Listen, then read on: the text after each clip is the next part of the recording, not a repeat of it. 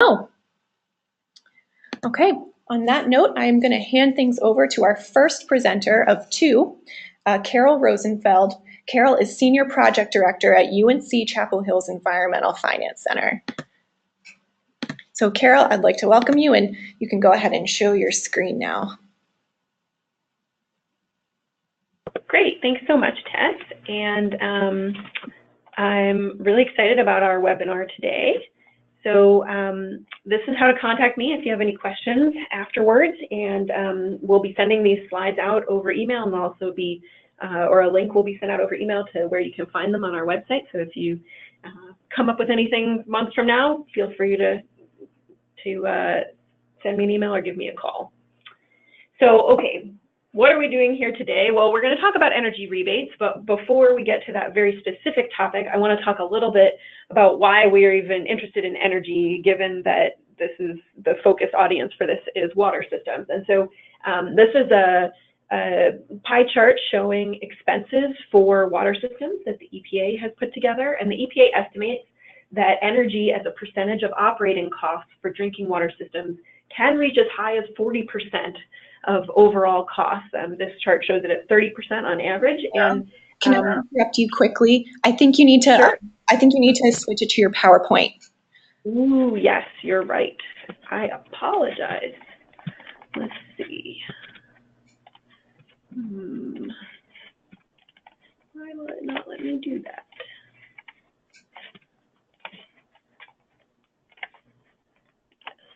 Here we go.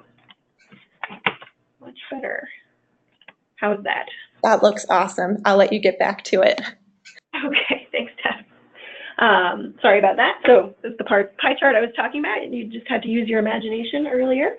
As I said, this is put together by the EPA. They're estimating on average, many systems are spending approximately 30% of their operating budget on energy. But systems can spend up to 40% of their operating budget on energy, and the estimate is that this is expected to increase by 20% in the next 15 years. So energy is a really big expense.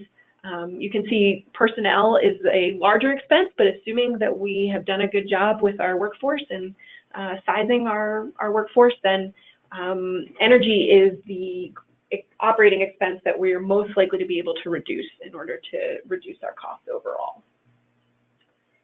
So the next pie chart here looks at end uses for energy in public surface water systems. And so you'll notice that there's some distinction between the parts of this chart, but they all have the word pumping except for the little 14% that's water treatment. And so not surprisingly, a huge amount of energy use in water systems is pumping.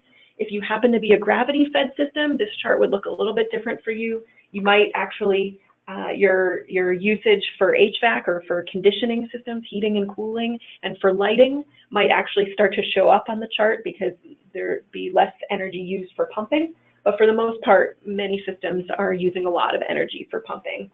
And so talking about that, I just want to make a quick side note, which is that when systems think, we use so much energy for pumping, what can we do to reduce our pumping energy use and therefore our costs? The often first answer that people give or the first questions that they have related to that are about VFDs or variable frequency drives. And I know Gary's going to touch on this in his presentation as well. There's definitely many applications for VFDs. They can save a lot of energy, but they're not the answer to everything. And that might come as a surprise to some of the salespeople out there who will come knocking on your door trying to sell you a VFD,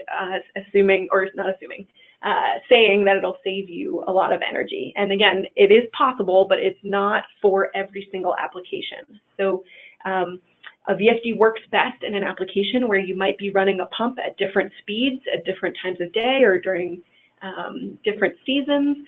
If you are running a pump at the same speed all the time, there's no need to have a VFD on it. And if you're just looking to have the ability to do a soft start with that pump, there is technology to do just the soft start that isn't all the way to a VFD, and installing a soft start mechanism is much more cost effective. So of course, if you're particularly if you're using a throttling valve. If you're anywhere where you're using a throttling valve, you want to take a closer look at that, because that is, you're just pumping against the valve itself, and so that's where a place where energy, you might be able to save some energy. So that's a potential application for a VFD, but again, I just encourage you, if you're considering VFDs for your system, just think about it carefully. So, okay, that being said, I want to get a little bit of a sense of what kind of experience we have in our audience here. So I'm going to launch a poll here. If you can take a look, please participate and give us a sense of who is your electricity provider. And this question is about, first, do you know who your electricity provider is, and do you know what type of provider they are, whether it's an investor-owned utility, a municipal or a cooperative electric utility. If you know the name of your electric provider, but you don't know what their type of structure is, that's okay. And if you don't know your provider, please put that in as well. I know we have a lot of folks who are not a water system. Thank you for your patience. So, and I'm going to close this poll in about 3 seconds. So 3, 2, 1. So let's take a look at those results. So it looks like, again, we have a lot of folks who are not water systems. About 30% of the people on the line are served by an investor-owned electric utility, and about 30% by a municipal or cooperative electric utility. And this is helpful to know because the types of programs that those different types of electric utilities offer will vary a little bit. So next, I want to launch a different poll question. And this one is, have you seen an energy bill, a recent energy bill for your system? So yes, I've seen an energy bill, but I just took a quick glance at it. I looked at it pretty carefully, but I found some of it confusing. I looked at it carefully and I understand each of the items on there. Or no, I haven't seen a recent bill.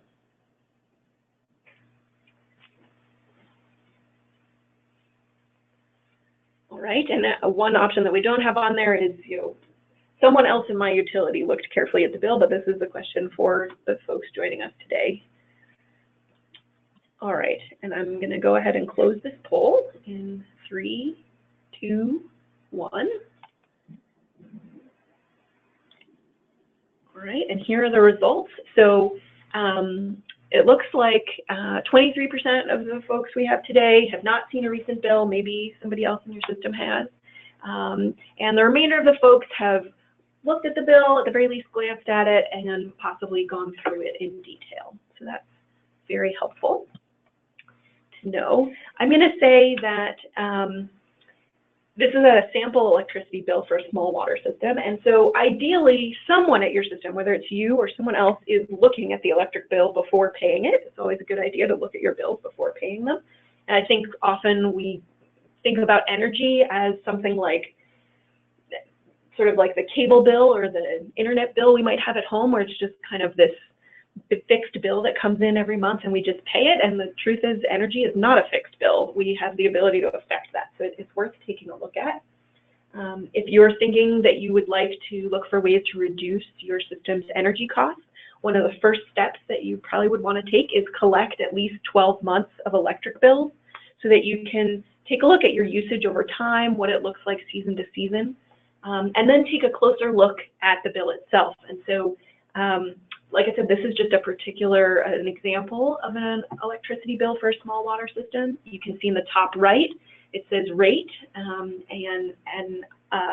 honestly, I don't know what 45/municipal watt, although presumably that's municipal water /regular means in the context of this electric utility, but it's worth taking note, Carol, I think of what rate you're on. It looks like the poll is frozen on the screen, so I'm going to just quickly change presenters so that we can sort of get it back in shape. Yeah, go ahead. Okay.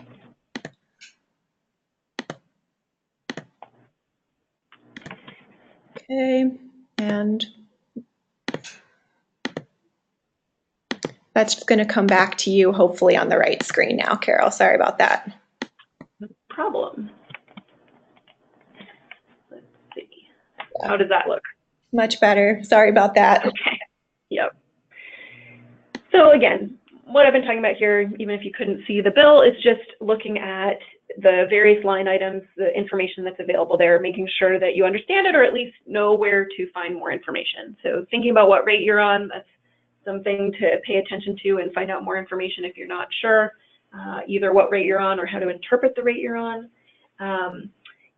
Some of the things on your bill are probably pretty straightforward, things like what's listed here, the current bill information, the energy charge, very clear.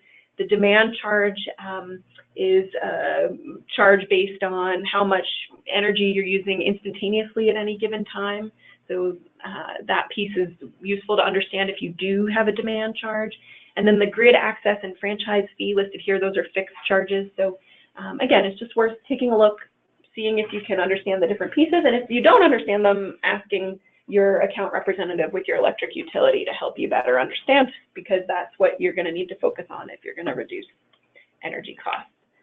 Related to all of this, the Environmental Finance Center Network has previously conducted a webinar about understanding your water system's electric bill and using the energy usage baseline tool.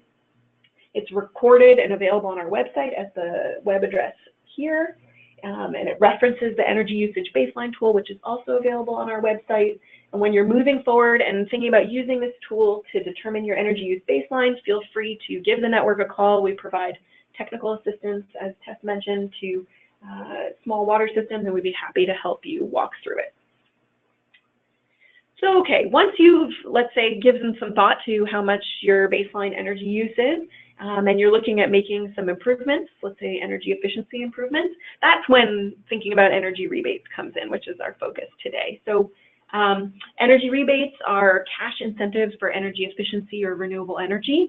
And when I say cash, what we really mean is that they function like cash by reducing the cost of installing energy efficiency upgrades or renewable generation upfront or very soon thereafter. So likely no one is going to hand you a check, but rebates function so that your out-of-pocket costs are reduced. All right, so I'm hoping that if we jump into another polling question here, I'll be able to bring it back, but this question is, has your system applied for an energy rebate? And so take a look, think about which option applies best. You've thought about it, we're thinking about it, but we haven't looked into it yet. And yes, we have applied for a rebate. So, and I'm going to close this poll in 3, 2, 1. Let's see if we share the results. So it looks like many folks are probably on the line today because their system has not applied for an energy rebate and they haven't looked into it. So great first step in looking into it. Here you are.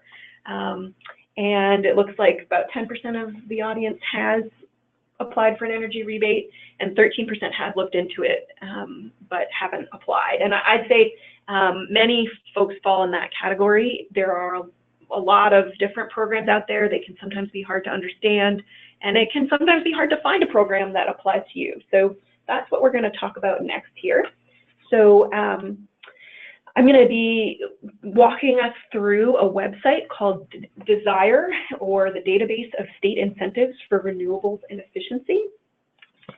And I'm going to switch over to DSIRE. I'm hoping that everybody can see my screen there. If you have a big enough screen to see what we're doing in the webinar and have a browser open as well, feel free to play along at home. This is the front page where you get to when you go to desireusa.org. And it starts with this map. We have a lot of people that registered today from California. So I'm going to walk through a quick example with California. If you hover over one of the states, you can see it turns yellow and it lets you know how many programs are in the database for that state. In California, they have a lot of programs. There's 229 programs in the state. So if I go ahead and click on California, try this one more time. it takes me to a list of programs.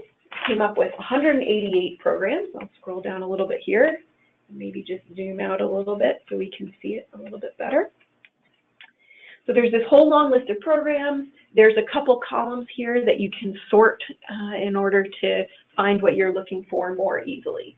So the first thing to notice is in this column called state or territory, sometimes things are listed as a California program, and sometimes things are listed as a US or a national program.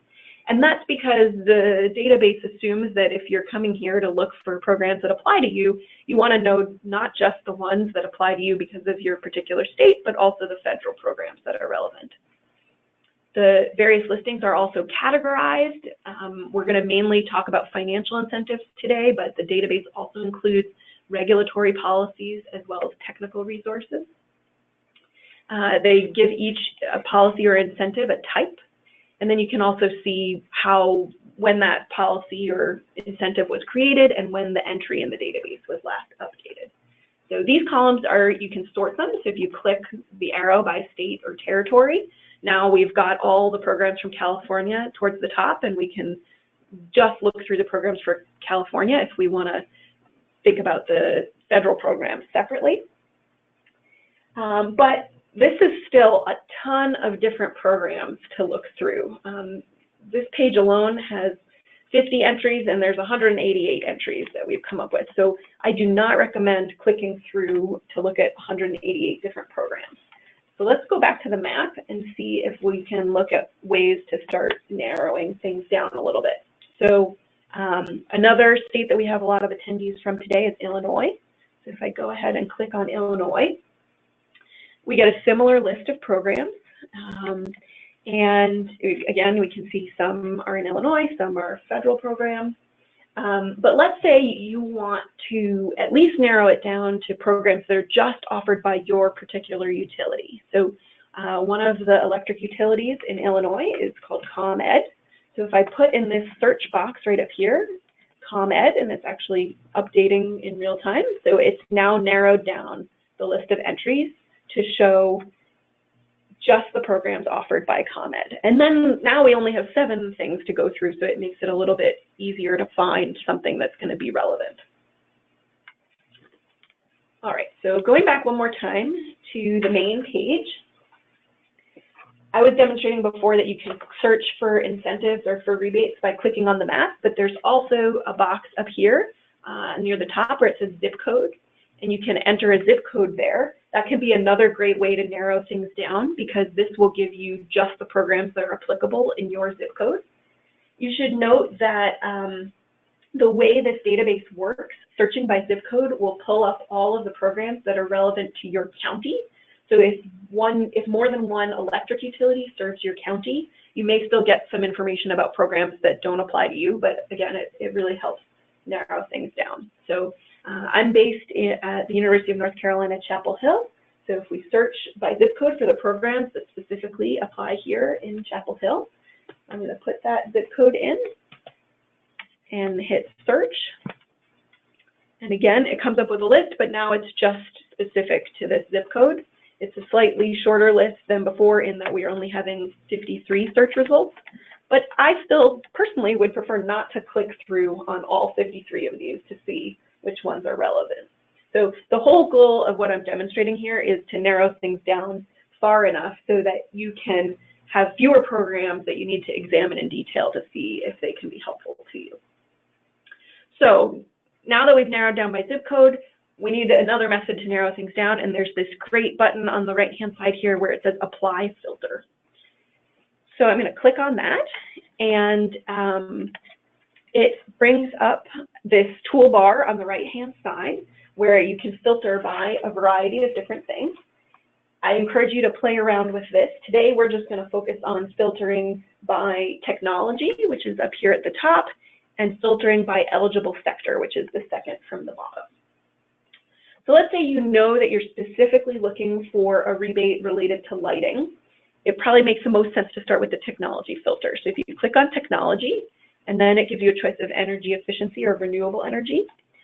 and choose energy efficiency, and then you can specifically select lighting. And in fact, it actually gets even more specific with a variety of different types of lighting. In this case, I'm just going to hit all lighting, and then I'm going to click down here at the bottom with this red button where it says apply filters.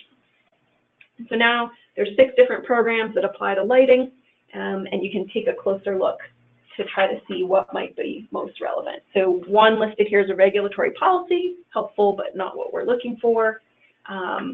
One is a technical resource, again, great to know, but not what we're looking for. Of the remaining ones, we have an energy efficient commercial buildings tax deduction, interesting, but not going to be relevant for a water system. There's a tribal energy program grant, which will be helpful for some, but it's only going to apply in a few cases. So we're left with 2 programs to focus on, which is the Duke Energy Carolina's non-residential Smart Saver Incentive Program and the Fannie Mae, the Fannie Mae Green Initiative Loan Program. And we're not really looking for a loan, so we can rule that one out and take a closer look at the Duke Energy Program. Before we do that, I'm going to just zoom back out 1 second, take off the technology filter, and if you would like to search by eligible sector, you again hit apply filter, select eligible sector, and water systems, there's no specific entry here for a water system, so we have to be a little bit creative. Certainly the non-residential category is good. Some, depending on your structure as a water system, business rebates may be appropriate or public sector rebates may be appropriate, so you may want to try to select all non-residential and see what comes up. You can see if that still has too many options. If you specifically go into public sector, and let's say you're a municipal system, if you select local government and get a little more granular, then that can narrow it down. As you can see, when I clicked on that, actually, we still have 15 entries in this list. So I'm going to go back in and select the technology category and energy efficiency and all energy efficiency to see if that helps us narrow it down further. And then we get 5 again to look at, which is a reasonable number to parse through. So, and once again, that Duke Energy Carolina's non-residential Smart Saver incentive program has popped up, and I believe that Gary's going to talk to us a little bit more about that. But I'll just click on that to demonstrate what happens in the database. Once you click on it, it comes up with a program overview, a website where you can go to the program specifically to find out more details. It lists which technologies are eligible, and here it lists processing and manufacturing equipment, which is a pretty good option for a water system. There's a summary further down here that will describe the program, and this program says that it offers rebates to non-residential customers to install energy efficient equipment in their facilities, which sounds pretty promising. So it's worth going to the web link that's listed here to go to Duke Energy's site and find out more about the program. But I'm going to say at this point in the process, once you've used the database to identify a potential energy rebate that might be useful to you, this is the time to go talk to your account representative, because rather than spending hours trying to understand the different pieces of the program, your account representative from your electric utility is the one to help you with that. So I'm going to switch back over to the PowerPoint presentation here, and let's see.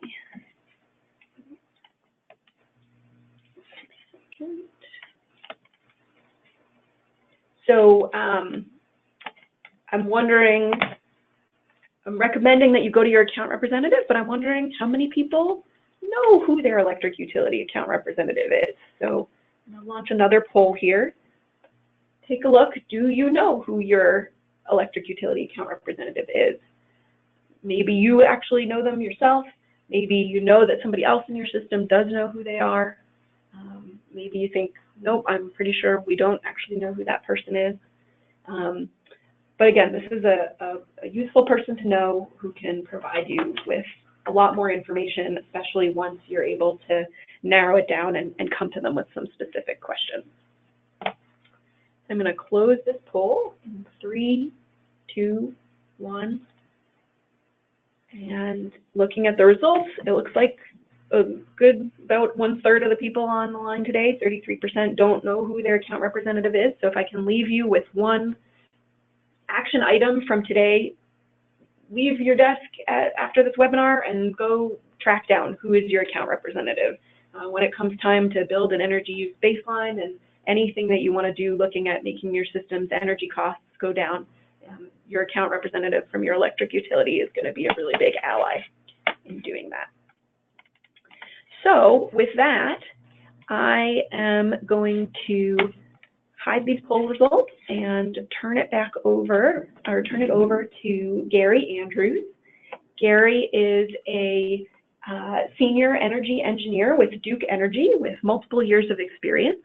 And I imagine that a few of you on the line are Duke Energy customers, but not all of you. And we asked Gary to speak today to give an example of what programs relevant for water systems look like at one major electric utility that Duke, of course, happens to be an investor-owned electric utility, but this is to give a sense of what's out there, and if you happen to be a Duke Energy customer, then even more useful will be what these specific programs are. So, Gary, over to you. Thank you, Carol. Good afternoon to some, and good morning to others on the West Coast. Appreciate the opportunity to present to you today about Duke Energy Smart Saver program. Just to give you a little bit of facts as far as Duke Energy is headquartered in Charlotte, North Carolina. I'm located here in North Carolina. We have approximately 29,000 employees. We have service territory in 6 different states. I'm not going to go through all the square mileage and so forth. And then we have a total of about 7.6 million retail customers. And that shows you the breakdown between the 6 states. As far as our customers, we have about half of them, a little bit over half in the North and South Carolina territories, and then a percentage in the Midwest, and then some in Florida.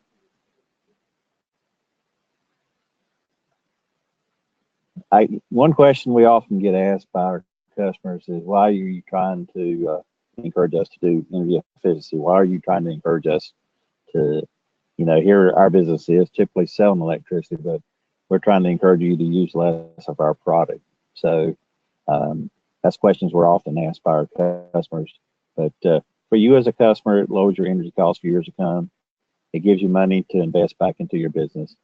It helps minimize future rate increases and helps defer the cost of building generating facilities, which are very costly. It also fosters a cleaner environment.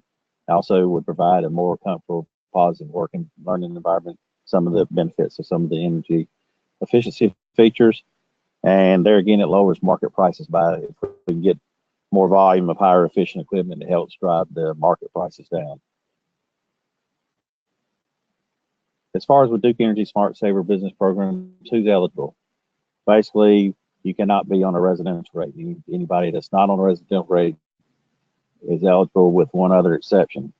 Part of the, and this is not all states that we have, but most of the states have part of the kilowatt hour charge goes that the customers get charged pays for these energy efficiency programs.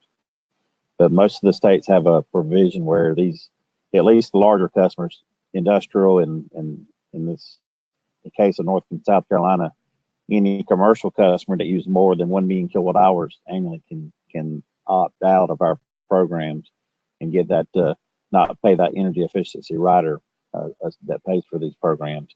But if they are opted out, they cannot receive an incentive. And I'm sure, I know that's the case in several utilities across the country and so forth.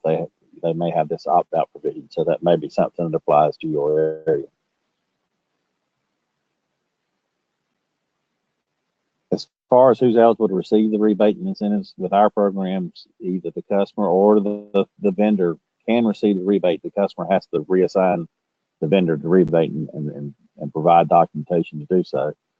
And then if that's the case that it goes to the vendor must show that for our program documentation must agree to lower the invoice by the amount of the rebate or incentive. We basically have, with our Smart Saver program, we have 2 different categories. We have what we call prescriptive measures, and then we have custom measures. And this is probably true across many utilities across the nation. And basically the prescriptive is typically cost per widget, as far as maybe a cost for a light fixture, or a rebate per light fixture, or a rebate per ton as far as HVAC equipment and so forth. So with Duke Energy's programs, we offer prescriptive rebates in lighting, HVAC, industrial equipment, commercial equipment, and we do have some agricultural or prescriptive rebates. We have over 300 different prescriptive rebate possibilities across these 5 different technologies.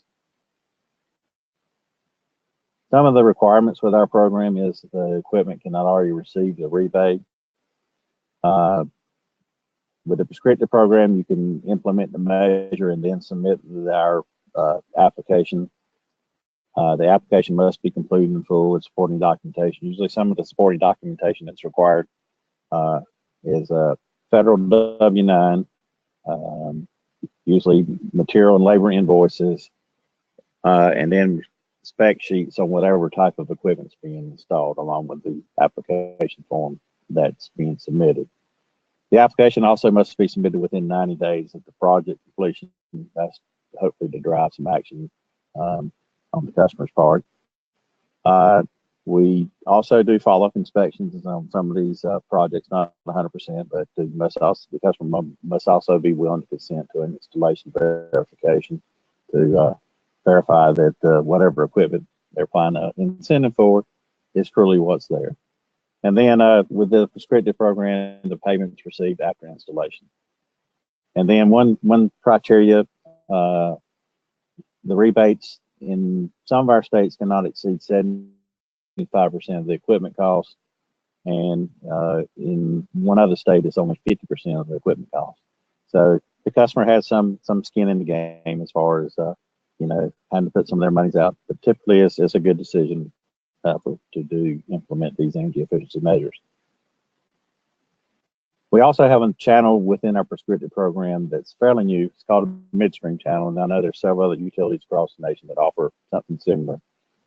Whereas the Midstream channel is the rebates are the same amount, but instead of doing filling out an application and so forth, we have certain distributors that can apply that rebate at the point of sale. So basically, it's an instant rebate that's applied when the product's purchased. So this has been real successful. We've been had the Midstream channel for the last couple of years in the lighting, HVAC, and food service. So it basically, the customer can receive instant incentives at the point of purchase when they paperwork on their behalf. So it does require a little bit more work from our distributors, but it helps drive their business. So they're typically more than willing to participate as far as this extra work and so forth. So I'd encourage everybody to check this out if your utility or administrator runs rebate programs that they may offer a Midstream channel.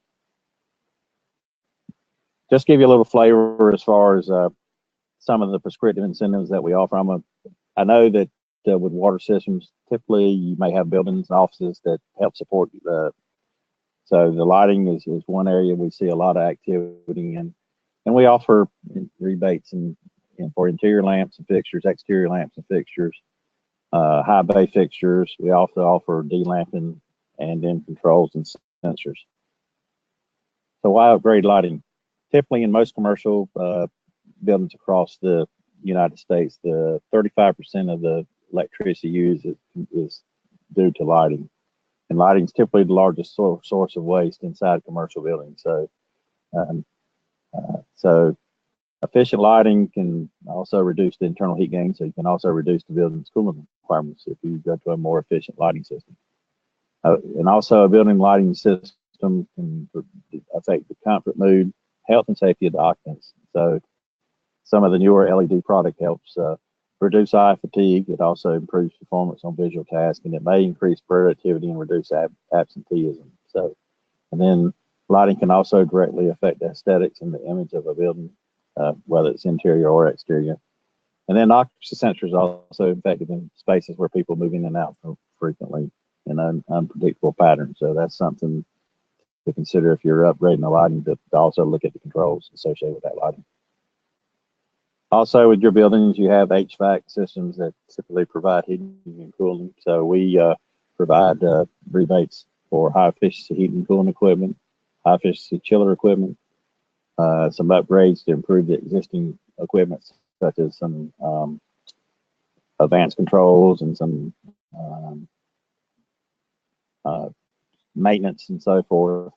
Then we also have some measures on the HVAC controls. Also, if you make building envelope improvements, that helps reduce the energy and load. And then we also have some water saving measures under our HVAC. Even though it doesn't save HVAC energy, there's a few measures that we have as far as water saving measures, which can save, in some cases it may save, if you're heating the water, it can save energy with that. So why upgrade your HVAC? Basically, as I mentioned, heating and cooling systems account for a significant portion of the building's use, typically about a quarter, 25% or so in your typical building. So increasing efficiency is a good way to lessen the impact of your HVAC costs. The comfort level of also is important as far as your employees and customers. So temperature and controls, that would probably an important part of providing a comfortable workspace. And then a high efficiency HVAC system helps create a pleasant and productive atmosphere while also providing energy savings up to 20%. The next category I want to talk about with our Smart Saver program is industrial equipment. This is one that does pertain to water systems and so forth. So we do have some rebates for process pumping. Then we'd also have some for compressed air and other type of production equipment. So why upgrade pumps and drives? I know Carol touched on this in her presentation as far as VFDs, but a variable frequency drive is probably one of the most effective ways for business to reduce energy consumption. Pumps can account for 75% or more of your energy use in a building. By replacing pumps or investing in new high efficiency pumps, you can also reduce your energy costs. Also with VFDs, if you're moving water slower, you also reduce friction, which is requiring less energy. Here's just a few of our prescriptive pump measures as far as with Duke Energy program for process pumping. If you replace some of your pumps with premium efficiency pumps, typically they're about 10% more expensive, but and they're 5% more efficient. If you think about the cost of your pump over the life cycle cost, probably 95% of that cost is your energy cost, with maybe 5% of it being your initial capital cost. So it's wise to make that a little bit higher investment initially over the life cycle of that pump. Is going to be more cost effective to get a more premium efficiency pump. So, and to help you do that, we offer these different rebate amounts for different sizes pumps. If you have a pump that's larger than 20 horsepower, you can go through our Smart Saver Custom program, which I'm talking about we'll talk about in a few minutes.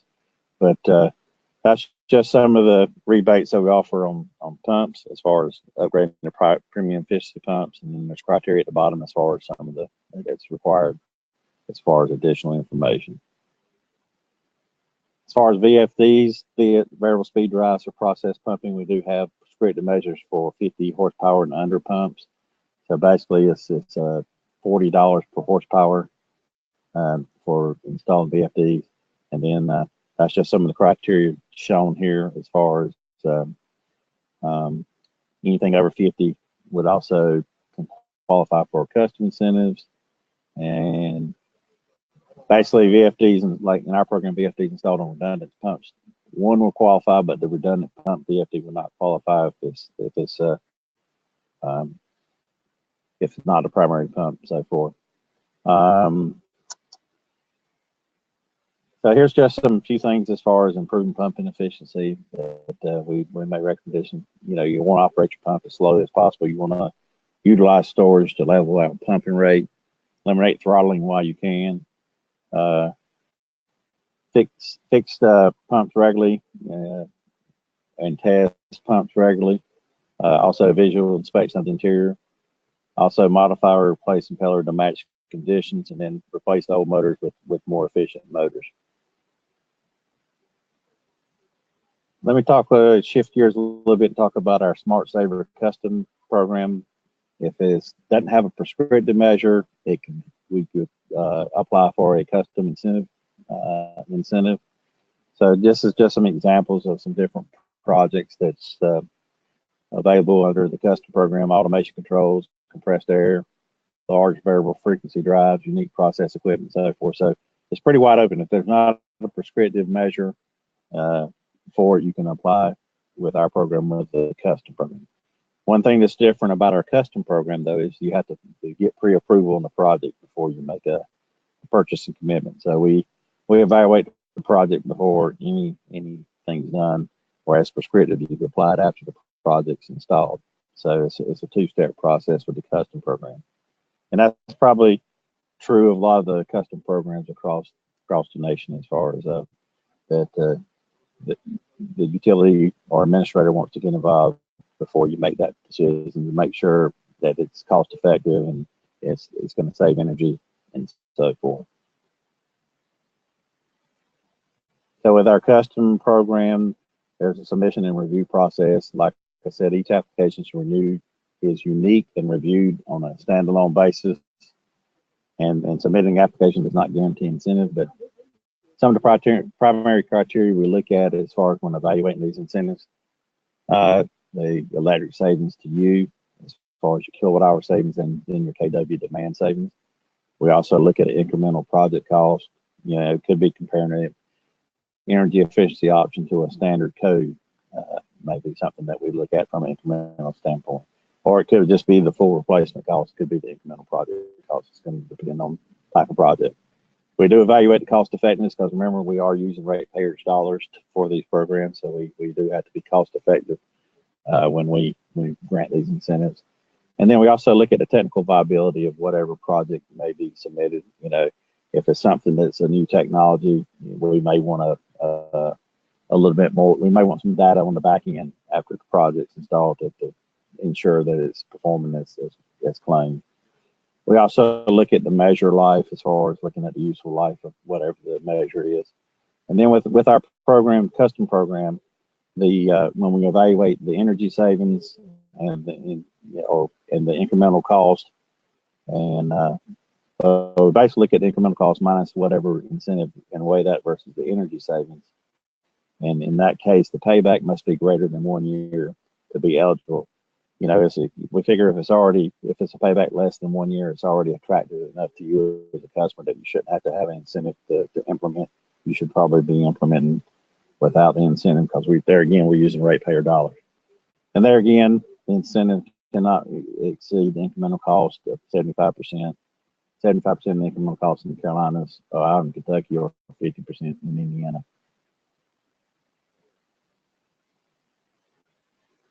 Basically, the custom projects can vary widely and are sometimes complex, and so we always recommend to our customers, to calculate the energy savings associated with the project. Sometimes can require engineering expertise, so you want to make sure that you have that resource available to help provide that information, whether it's internally or you have to hire an external. We do have some technical assistance monies available to assist with this, where we can do a 50% of the energy audit, or 50% of an energy study or calculations to help develop a project. And as I stated earlier, to receive the custom incentive, approval must be granted prior to the initiation of the project. And typically, our application review process takes about 3 to 4 weeks before we provide an offer to our customers. Then we have some projects that may not be eligible for rebates or incentives. So some examples of these, at least in our service territory, is renewable energy projects. We have a different department that deals with the renewable energy generation project, including solar PV. As far as the custom work that's begun prior to approval, is not eligible. If you're eliminating electric load or moving it to another facility, you're just transferring that to another facility, then that would also not be eligible. You're not actually saving energy, you're just transferring it. And then replacing electric loads with another fuel source, or vice versa. If you're replacing another fuel source with electric, we cannot provide incentives for that. That's considered fuel switching. So we cannot provide incentives for that. And then measures that are not sustainable over time. it's something we also look at as far as criteria will not be eligible for our incentives.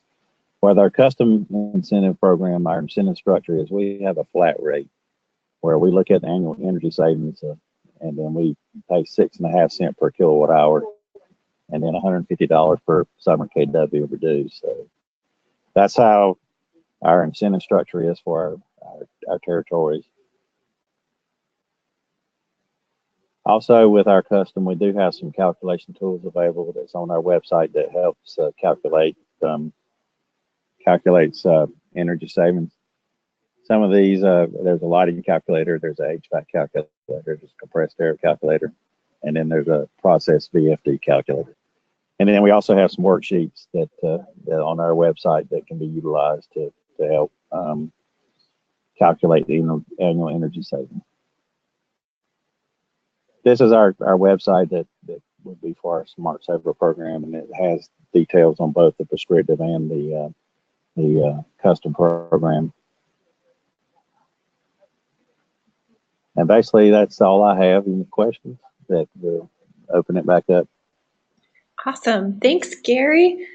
I'm going to quickly, before we get to the Q&A, we have some closing polls that we like to do. So if you could all think about your questions for a minute, I'm going to just ask you some basic cleanup questions to close out. So first, if you'd like to subscribe to the Environmental Finance Center Network blog, you can just let us know here, yes, no, or if you want more details, that's fine too.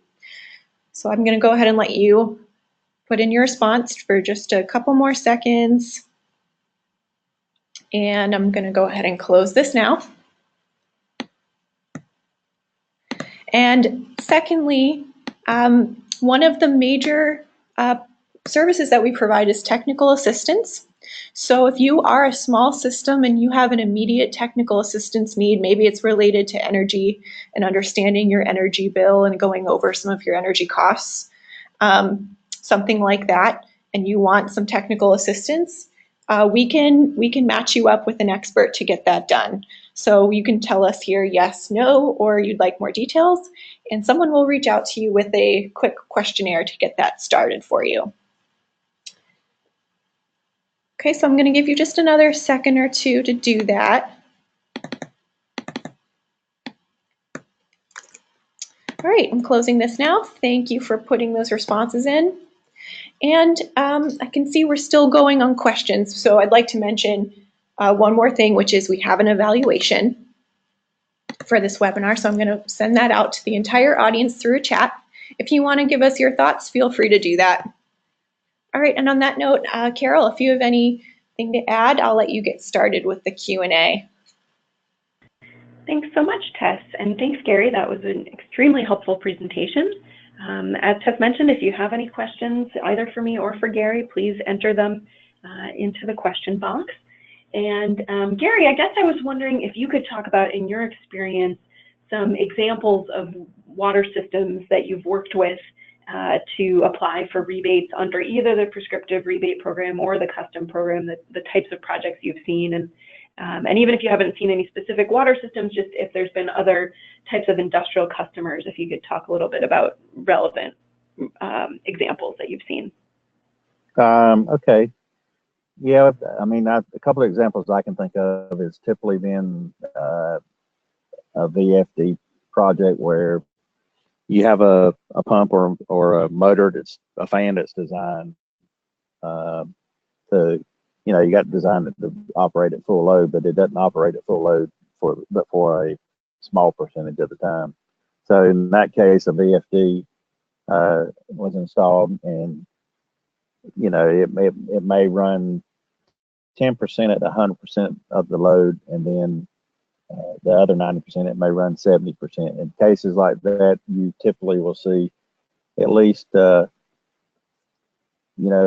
it's the cubed effect with the VFD. So you'll probably see for every 10% reduction in speed, you'll see about 30% energy savings. So so that can add up very quickly, and there's a lot of vendors around that works with these systems, and I would recommend to anyone to work with the equipment vendors for VFDs and pumps and fans to implement some of these projects. That's who we utilize to work with our customers. Is we try to have a strong vendor base that supplies and supports our customer needs, and that's definitely one thing we try to encourage our customers to work with some of our vendors and so forth that work with our programs. Great, thanks so much. And one question that's come in, which I think is a really great one, is VFDs can be kind of confusing. So can you talk a little bit more about what situation would you expect to see the 75% energy savings from a VFD that you cited in your presentation? I'm trying to remember why I had 75%. I didn't think I had, but that's okay. I guess even though you don't strongly encourage it, you want the design to be closely matched to what you're trying to do. But in a case that it's not, say if it's something that's extremely oversized, I know you say it's a Band-Aid, but that may be your at least for a short-term fix to implement a VFD if you're going to be running say if you're running it at 50% of the speed around 100% of the time versus 100%. So case like that, one thing I can think of typically is aerators with wastewater, and I know this is not wastewater, but that's one example where you can see significant savings where you can reduce down to 50% speed and so forth. Great, thanks. Yeah, and I completely agree. There are definitely times when VFDs will save energy. I don't want to make it sound like they're always a Band-Aid, but it just sometimes that folks get overly excited when they're not for all applications, but there certainly are some really important and valid applications for them. So related to that, somebody else has asked, will operating at one speed only call for a VFD? And I believe that the answer there is no. If you're always operating your pump at one speed, there's no reason to install a VFD in that case. Gary, is there anything you'd like to add to that? Well, you could if you don't have a need to operate at 100% of the rated output. Say if you were operating, you saw maybe something changed with your process than what you had originally designed for. So, ideally you'd want to redesign it and put in a different system to match what you're doing. But like I said earlier, you can put a VFD if you even run it at a single speed. If you're running 60-70% speed around 100% of the time versus run 100%. So there's cases where you can do that. It's not the optimal solution, but it is a solution.